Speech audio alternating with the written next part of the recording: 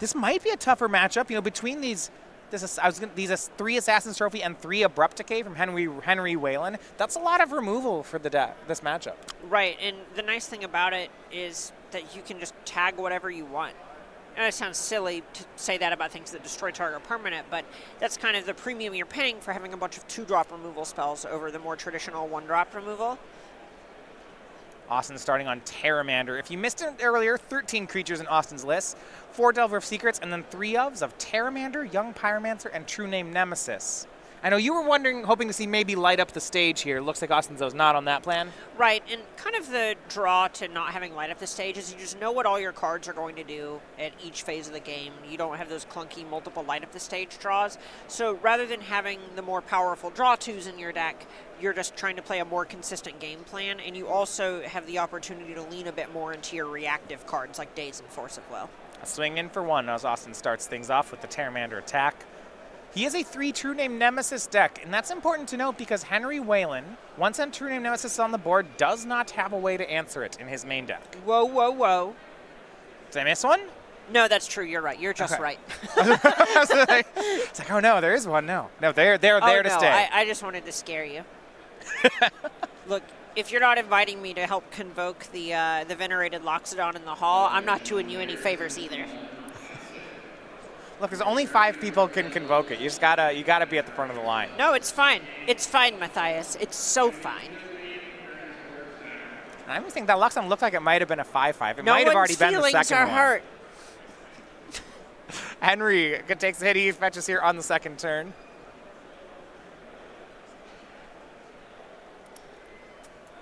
So his ways to answer it will be with True Name on the stack. He does have 4 copies of Force of Will that are in the deck for game 1, as well as 3 copies of Daze. And those are basically just going to be the answers that he's trying to hold up for specifically True Name Nemesis while whittling down Colin's resources other ways. Yeah, and he saw his first attempt at that was him to Turok. Now, Austin had a Spell Pierce, so only got 1 card instead of 2. Right, and this is a spot where on one hand you want him to hit multiple cards, but you're also okay with it just 1 for 1. Big check. It was the True Name Nemesis, and if you look at Henry's lands, there wasn't even an island there, so no Fear of Daze. Henry doesn't have the Force of Will, and Austin has stuck the 3/1. That's going to change the game. This is a big problem for Whalen. He needs to start developing things like Tarmogoyf or something that can close the game and race Collins. Because he can't stop the damage. He tries for Liliana of the Last Hope, but Austin has a Daze.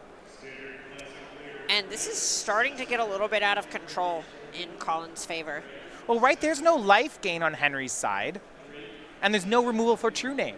So the only thing he can do is race back, and Austin, by removing Henry's green mana here, is going to make that so difficult. Right, and when you have cards like True Name Nemesis, where they aren't literally card advantage engines, but they give you a sort of virtual card advantage where they invalidate all the grinding that Whalen's trying to do, all of a sudden the entire game becomes about the damage output of both players. So Whalen needs to find some sort of Tarmogoyf-esque racing tool. Problem is when it's about damage, Austin Collins is sending chain lightnings upstairs. It's not exactly you what you think want burst to see. lightnings in Chain Legacy? lightning. This is what Chain happens lightning. when you don't invite your burn friends to the Convoke party. It's the other lightning one. It's 3. It's there. Chain lightning in. Right. 3 copies of that and 4 lightning bolt. Look, sometimes you get to 5 mana. Maybe you got to 4 them. You never know. I don't know much about 5 mana things, Matthias. Look, 5 mana is where the fun starts. I wouldn't know. 3 lands up from Henry, but it's the attack to continue on Austin's side. He's already got Henry down to 10. This is going to put it to 6. Austin, he likes the way the board is right just fine. He'll pass. Right, he's just so far ahead on this race. And that Terramander here, not doing that mid-combat, actually changed the clock. It's 2 turns, and with no life gain, no blockers, no removal, it's 2 turns. Exactly. This is going to be a huge problem for Whalen, where Whalen just needs to find a way to get on the battlefield exactly this turn, or he's going to die to True Name Nemesis before he gets to do anything. Yeah, I don't see how he does it, based on the list he has here. He's got to show us something. It involves multiple Tarmogoyfs this turn. Well, he's cast Sylvan Library. Austin doesn't even untap. It just says, yeah, this is attacking again. You're at 3. That's a blocking fish, or an attacking fish, not a blocking fish. And there's the chain lightning again.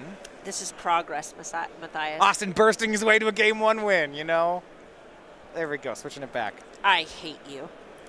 1-0 for Austin Collins. Make sure it worked there. He sticks the True Name Nemesis, and that really is the story. We do look at the sideboards. Okay, so Henry's main deck, cold to True Name Nemesis. Let's look at some ways he can answer that going forward. Harsh Casualties, very nice. All right, 2 copies. Sign me up. Austin's also a Young Pyromancer deck, so this is the matchup everything. it's for. Right, Yeah. and past that, we also have copies of Pernicious Deed, Diabolic Edict. Ooh. Very, very nice answers. Pernicious Deed? That's an old card. That has the old card frame on it. Oh, that card clears everything, even big Terramanders. Yeah. Scary Terries, as they're called. I think I know from Cube it doesn't. Does it? I forgot whether it clears Planeswalkers. It might be one of those annoying ones. It does not. Is it one of those annoying ones that lists Artifact, the things? creature, enchantment, because it Yeah. used to hit artifact lands as well back Yeah. in Extended when Affinity was a deck. I remember when Planeswalkers first came out, you'd look at like those sweepers and you have to say, some of them say non-land and some of them listed out all the things, but the ones that listed them out like were made at a time before Planeswalkers were a card, so Oh, they yeah. just happened to not hit them. Oh, it's nice. I had a Super Friends Commander deck that played Pernicious Deed and Neverland's Disc for a while, Yeah. but not Oblivion Stone. Yeah, Never Nero's Disc is another one where it doesn't kill Planeswalkers. Exactly. There are so many of those that are nice. There's oh gosh, what's the X spell out of Dissension? It's a split card. Crime and Punishment? Yeah, Crime Punishment. I think that one, I'm pretty sure that one doesn't hit Planeswalkers. Yeah, that one doesn't either. All kinds of good stuff. Obliterate doesn't hit Doesn't hit Planeswalkers. Jockle Hops doesn't hit Planeswalkers. Exactly. These are, yeah, I Well, am. because they couldn't, all the red ones don't, because they couldn't say non-land, because red can't blow up enchantments. That's not allowed. Exactly. See, this is the stuff I used to do in Commander. You can tell I was a lot of fun at parties. Here's my favorite in Commander, is Nevinyrral's Disc. Sacrifice is not in the cost. Oh, that's Slow Bad is a great commander for Yeah. that, where you sack something to make your Neverland's Disc have indestructible and then activate it. Yeah, that's fun. I don't know if you've ever been on the player who Mycos Inflatus Darksteel Forge Nevinyrral's Disc. Oh, That's nice. Arkham Daxon was my first competitive every commander deck. every turn you just blow up everybody else's everything. It's nice. That's just so much work to not actually win the game. Yeah, that's why it's fun. You need to demoralize people in your victory. See, that's clearly the goal. One of these days, I'm going to have an aneurysm when you say that kind of stuff, Matthias. This is egregious. 1 game away from locking up that top 8 spot is Austin Collins. He picked up the win from 16. Last year he had 3 open top 8s. He has top 8'd the last 3 invitationals he has played as well. Yeah, really just had his breakout at the Season 2 Invitational in 2017. Right. Reached the top 4, I believe. He's top 4 to all of them. Oh. Yeah. Oh, we know. We were there. Yeah. It is incredible how good this person is at Magic to have seemingly come out of nowhere. But we watch him play, it feels like every weekend, and he's very tight. Yeah. Strong play here. Member of Team Nova. With the purples, that's the day 2 jerseys. They switch it up. Brought to you by Inkling Customs.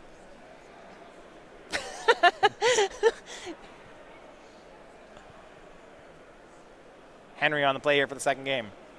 Delver of Secrets from Austin Collins.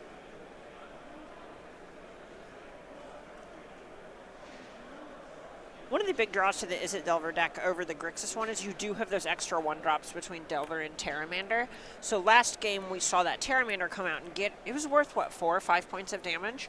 Yeah. Which is something like Young Pyromancer would have been checked much faster by Assassin's Trophy, or just any removal spell, for example, and also not been worth the same amount of damage as that Terramander. So Is It Delver being more proactive and better at applying early pressure is something that's going to reward Collins in this kind of matchup, where rather than trying to go bigger, you just want to kill your opponent. The first of the big 2-mana plays from Sultai Midrange is Hymn to Turok. Outside of True Name Nemesis, I really like where Henry's coming from in this matchup. Cards like Hymn to Turok, Baleful Strix figure to be pretty good here. Right. Against anything fair, if you're given time, your cards are just going to be worth more than theirs, pound for pound. He manages to nab a Terramander and a basic island. We pass back to Austin's. He does get the Transform off of Brainstorm, so can start hitting in for some damage while he still has cards. Now the question is whether he had another land or whether that land was lost to Hymn to Turok. He's going to ponder here. Ponder is not a good sign for that land. Yeah, and I don't think he found one in the top 3. You can kind of see it on his face. But these are fine, but Shuffle, yeah, he's going to have to shuffle them away. Shuffle, shuffle, shuffle, shuffle, mushroom, mushroom.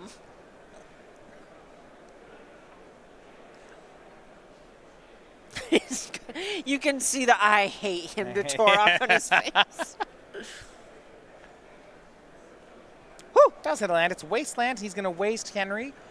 Decides to go for the green source. He could knock him off of green or blue. He takes care of green mana. When you see Assassin's Trophy in the deck, game 1, you're much more interested in doing the one that hits both halves of that kind of spell. Land to play around Daze from Henry, and then he Fatal pushes away the Insectile Aberration. Not a bad turn. Back to Austin we go. If his creatures keep getting cleaned up like this, things are going to go in Henry's direction. So he brainstorms to try to find more. And this is exactly the kind of game that Whalen wants to be playing. Collins isn't actually applying any kind of pressure here.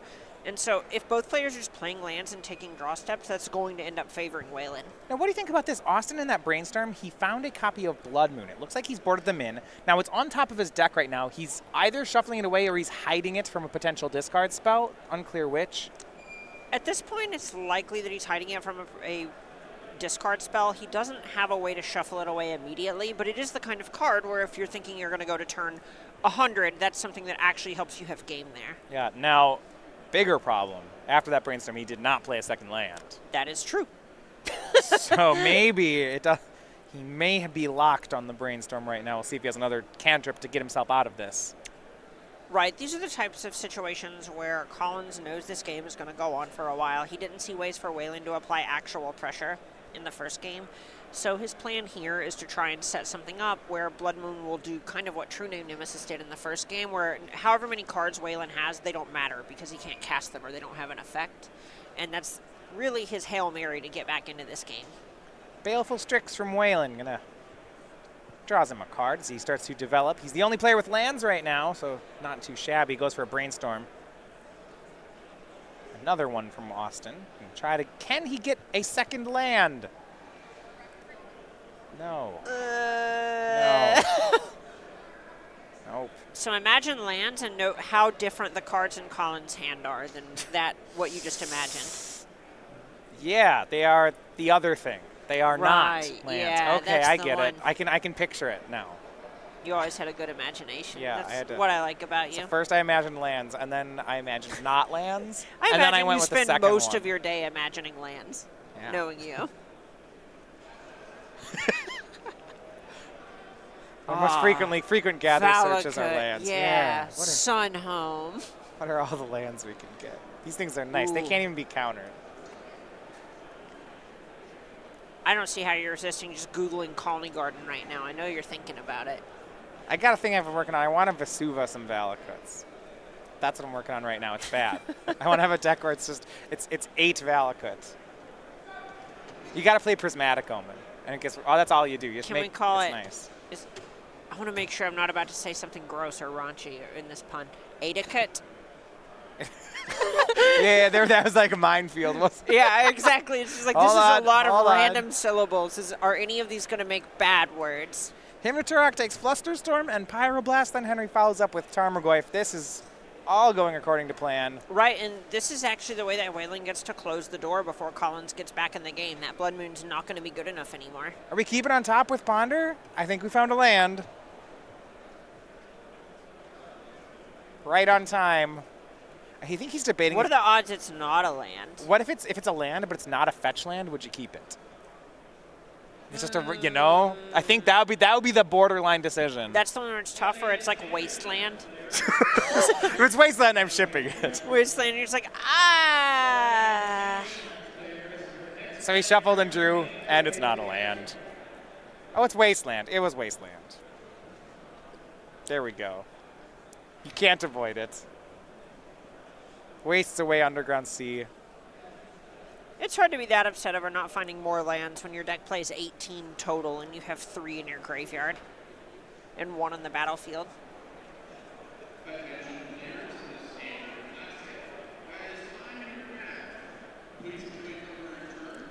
Attacks are going to start here on Henry's side. He has 5 power in play. Swings across. And dropped Austin down to 14. It's got a nice 4-turn clock going. Just a ponder, hangs back on some basic lands, make sure that Blood Moon can't get him. Another Wasteland from Austin. He's technically drawing lands, but I'm sure Henry's fine with these trades at this point. He has things on the battlefield. Terramander, Baleful Strix's best friend. And it will get dazed.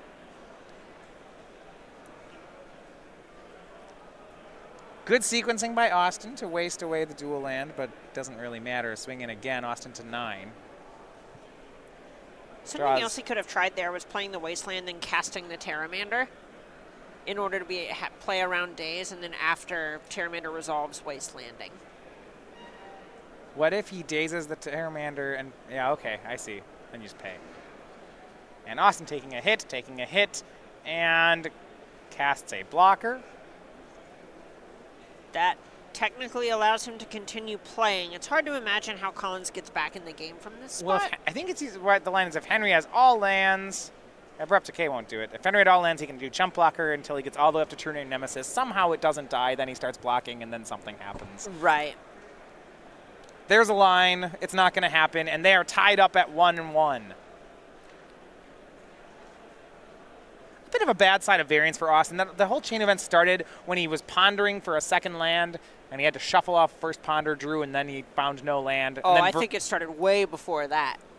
No, the second time it happened. That happened twice. Oh, right. The first time it happened is begun it. And then, eventually, 4 turns later, it happened again. Look, it felt like we were kind of on repeat. Like, Austin, I think the movie's older than him, but it's like we were watching Groundhog Day. That movie's definitely older than Austin. Look, maybe. Yeah. Probably. That first ponder's a real doozy. All right, so they're going to have a third game here on table number 1. In the meantime, next week is Star City Games Regionals. It's our regional championships for Season 1. That is a modern constructed tournament, so you can get out your best modern decks and compete here to win your regional championship. Now, first of all, if you haven't registered, I want to make sure you get to do so. There are free tokens and playmats, and they are guaranteed to the first 200 players at each location. You can see the art here for it. Now, you also, for attending, will get the newest invitational token. That is Andrew Jessup's Monarch token here. He was the winner of the Season 2 Invitational at SCGNY Winter. He got his likeness on the Monarch. Now, it is not just the regional championships, it is part of the SCG Tour, which means, first of all, there are some prizes to the entire top 8. There's $5,000 worth of prizes given away that weekend. SCG points to everyone in attendance, including a full 20 points to the winner. And for the top 8 finishers in the tournament, it is going to be invites to the Invitational at SCGCon in Roanoke this June. And for anyone who is maybe thinking about making a run at the SCG, at the Players' Championship at the end of the year, or wanted buys at our events, we're so early in the year, 20 points is a lot.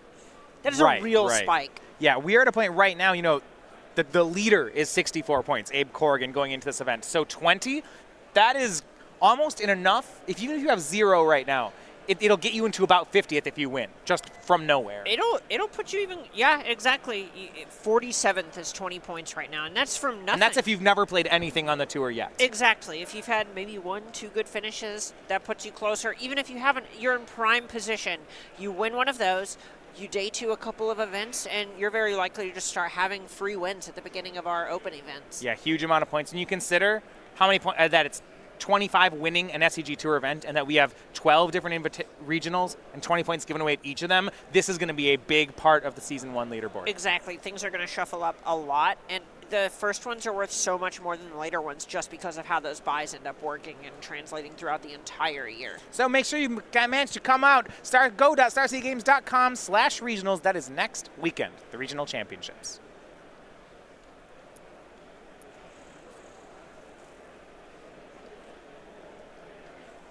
And for Game 3, Austin Collins going to try to get another one here. Post board, Henry does have more removal. It didn't really play here as Austin kind of just had one of those fail rate games of his own deck. Yeah, it didn't play because Austin didn't play. He played a lot of cantrips.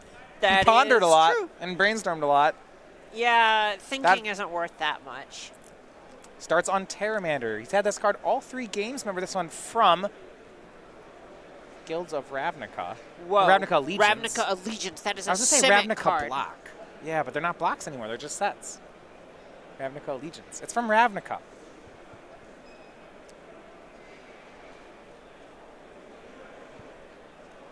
Hits in for one to start things off. And Austin going to brainstorm here on the second turn. Because of cards like Marsh Casualties, he wants to be careful how much he commits to the board. At the same time, he wants to fill up his graveyard for Terramander with lots of spells. Not creature spells, though.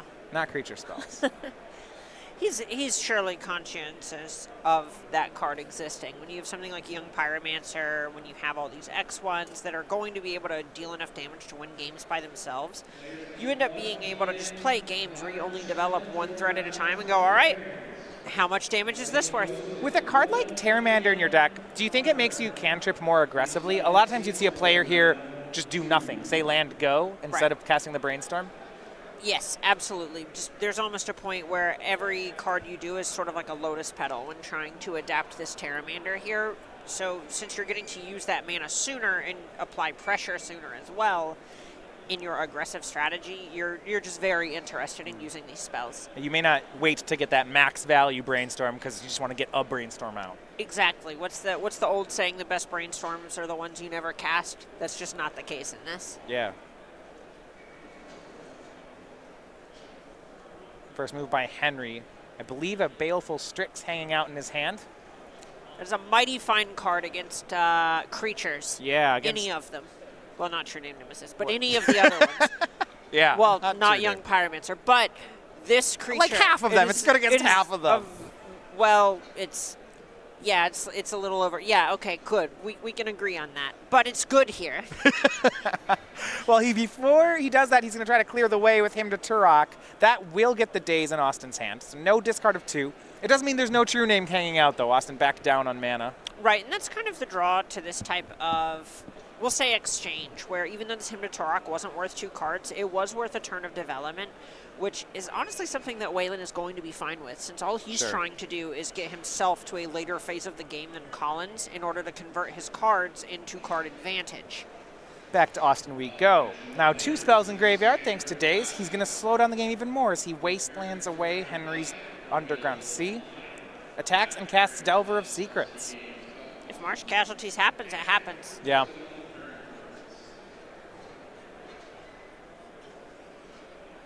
One thing this could signal from Collins is just having several threats in his hand, where even if there's a 2-for-1, he's not going to be activating this Terramander anytime soon. So he needs to just deal more than 1 point of damage a turn. Yeah, Henry sees that too. He played a land to protect from Daze and Fatal pushed away the Delver, figuring that Terramander's still a ways off on becoming a 5/5. Right, adapting still costs 6 mana here. And back over we go to Henry, another basic land. 2 mana, here's Baleful Strix. You can't play around the Pyroblast. That's what Austin has to answer it. Puts that 3rd spell into the graveyard. Gotta feel good from Collins' side. That's just the cleanest answer to the card in the entire deck, and sometimes it's a little hard to line up Pyroblast against these kind of Golgari-based mid-range decks. No 3rd land from Austin. It is a Young Pyromancer. And again, we look at whether or not Marsh Casualties is the card hiding out. It is Leovold, Emissary of Trest from Henry. Dormammu, I've come to bargain. Yeah, this is the replacement for Shardless. We said there was no Shardless Agent in Henry's deck. Instead, his 3 mana cards are 2 True Name Nemesis, 2 Leovold, and a Liliana the Last Hope. This one not bad here. No, it's funny as it is, just having a 3/3 is great against Young Pyromancer. Lightning Bolt targets it, but Henry will get a card before Leovold exits the battlefield. Austin, however, gets an Elemental token, cracks in for 3, and Henry's down to 12. And the more turns we go, the more pressure I'm waiting on that Marsh Casualties. Henry needs to find one. Right, and the more turns that Collins has to just be able to draw things like Spell Pierce that can counter it, not necessarily in this context because he has so much mana, but Spell Pierce, Flusterstorm, Daze, Force of Will, etc. These are all things that the longer the game goes, if Whalen's just playing lands, then his life's getting lower and it might not be good enough or it might be too late. But if he just draws spells, he's going to kind of suffer against Collins' conditional removal. Hymn to Turok hits 2 copies of True Name Nemesis. That is a strong 2-mana spell. It's strong. It's interesting, right? Because this board already demands a Marsh Casualties. So in that sense, True Name is kind of just more of the same, but Austin just continues developing into it. He attacks Henry down to 8. Well, Collins knows that Whalen doesn't have the Fatal Push there and didn't have a cantrip either. Yeah. So at this point, he's saying, you know, if you rip it, so be it. Henry's going to make a blocker. It's Tarmogoyf, but he's at 8. We're looking at spells. We have Lightning Bolt, Pyroblast, Daze. I think it's just 3. He's still a ways away. So the attack is only for 1. Henry drops to 7. Can Austin get across this finish line? He's got a Blood Moon in hand, too. Full Moon Rising. Yeah, what a great card. Woo, Blood Moon. I have an opinion on this card. Lay it on me. I don't like it. Henry down to 6. I'm shocked. Who could have seen this That's opinion my coming opinion from is Matthias Hunt? My opinion is I don't like it. It makes you feel any better. I'm in the same camp. It's definitely the kind of card where I think most of the people even playing it are kind of just going, well... No, that's not true. No, you saw that flop from Collins and he goes, well, yeah, I mean, go. This is what my card does. They love playing it. The people, they love it. No. Henry, a draw here. This does tell Collins that Whalen does not have a basic forest in his deck. Yeah, I was going to ask on that. So he got another island. Oh, it was in his hand. This is this is the worst Blood Moon in the history of Blood Moons. Well, actually, there's only one swamp in Henry's deck, so we can't marsh casualties here. So maybe it's doing its job. Now, Collins can't cast True Name Nemesis ever. That seems fine for now. He attacks Henry down to 5. Makes another Terramander. Doubles the clock. Let's see if Whalen hard casts this Force of Will in his hand. He does not.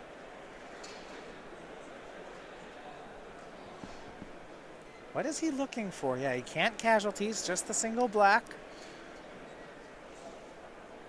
3 spells, 4 spells in Austin's graveyard. Henry says go. Pyroblast is the top card. It Delver transforms. This is lethal. That is 5 points in the air. Is that going to do it? Does Austin go to 12-1? Here's the swing, and from Henry, he's confirming, but it looks good here from my side. All right, 3 plus 4. 1 and 1. I have fingers for this Master, one. That is 5. We're deferring to you on that one. I got the ready. Thanks. I know I appreciate it. Assassin's Trophy from Henry. He stays alive on it. No, that lets him activate Terramander. Austin can use the land. Yeah, that's his 4th land. He says, sure, I'll take a land. Whalen drops his hand on the table and says, if you got it, you got it. And Collins is searching. And with the handshakes out, an adapt from the Terramander. Austin Collins is 12-1. How do you feel if you were to learn a Magic format in 5 days?